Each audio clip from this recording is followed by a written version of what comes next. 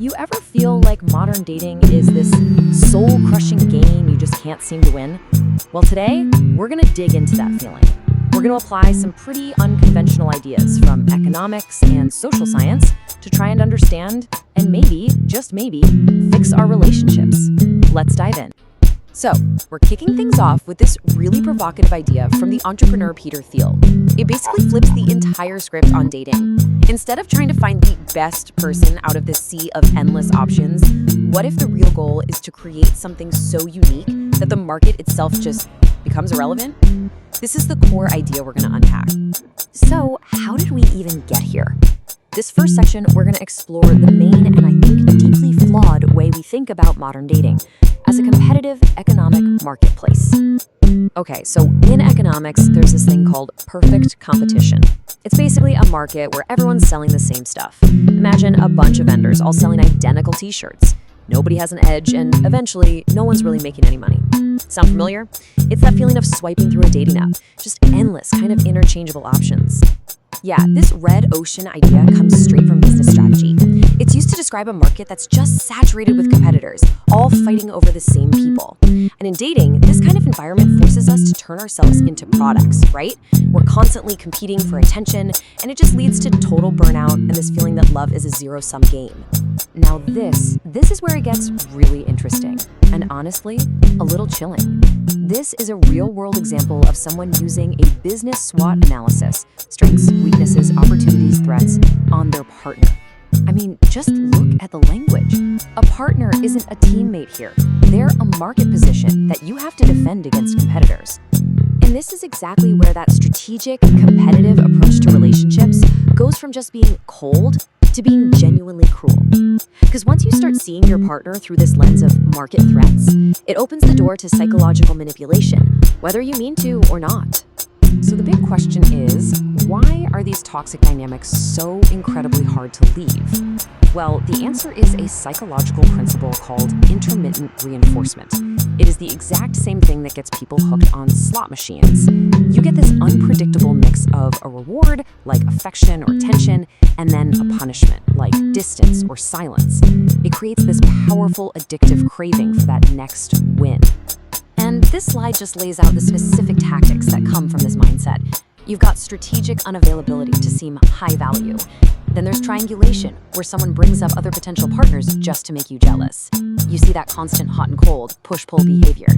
And, probably the most damaging of all, gaslighting, making you literally doubt your own reality. This quote just captures the devastating human cost of it all. The person in this relationship felt like a lab rat, you know? Constantly pressing a lever, never knowing if they were about to get a reward or an electric shock. That isn't love. It's an addiction, and it's rooted in pure exhaustion and uncertainty. All right, let's move on and see how this all connects. In this next section, we're going to look at why this whole marketplace model isn't just unpleasant. It's actually structurally unstable. It's almost guaranteed to collapse under its own weight. This actually comes from a study on evolutionary game theory, and it points to this really powerful feedback loop. So when you start doubting if your partner is really committed, you instinctively pull back to protect yourself, right? But then your pulling back makes them more skeptical, which causes them to pull back, and on it goes. It's a self-fulfilling prophecy of collapse. Now, to make this really concrete, let's borrow an idea from the world of science. In science, there's this thing called a reproducibility crisis. It's when other scientists can't get the same results from an experiment, and it basically destroys trust in the original research. Well, guess what? The exact same thing can happen in a relationship. So, what's the antidote? An open science model for your relationship. I mean, think about it. Transparency, that's just open and honest communication. Replicability, that's consistent behavior, where your actions match your words over and over again. Open data, that's about being vulnerable with each other. And peer review, that's getting a reality check from trusted friends who can sometimes see things you can't. And this is really the heart of the relationship reproducibility crisis. If your partner says one thing but constantly does another, the data is unreliable. Over time, this inconsistency doesn't just make you lose trust in them, it actually conditions you to stop trusting your own judgment, which, by the way, is a classic result of gaslighting. Okay, so we've talked a lot about the problem. Let's pivot to the solution. This section is all about a radical new way of thinking, inspired by tech entrepreneurship, about how to leave that competitive marketplace behind for good. Peter Thiel talks about two kinds of progress. 1 to N is horizontal. It's just copying things that already work. In dating, that's trying to be a slightly better version of what everyone else is. But 0 to 1 is vertical progress. That's creating something totally new. It's not about making a better typewriter, it's about inventing the word processor. And that, right there, is the fundamental mind shift we're talking about. The goal is not to be the best choice on the market. The goal is to build a connection so unique that to each other, you become completely incomparable to anyone else. You're not even playing the same game anymore. And we call this a relationship monopoly. You know, just like a business monopoly that completely owns its category. This is a partnership that creates its very own category of one. It's built on a foundation of shared history, a private language, deep trust, things that no outside competitor could ever hope to replicate. So how do you actually do it? Well, first, you have to consciously define what makes you you. What are your shared values? Second, you actively invest in relationship-specific capital, all those memories, inside jokes, and the trust that only the two of you share. Third, you co-create a culture that is totally unique to you. And what happens? External alternatives, they just stop being relevant. But hey, even a monopoly runs into conflict, right?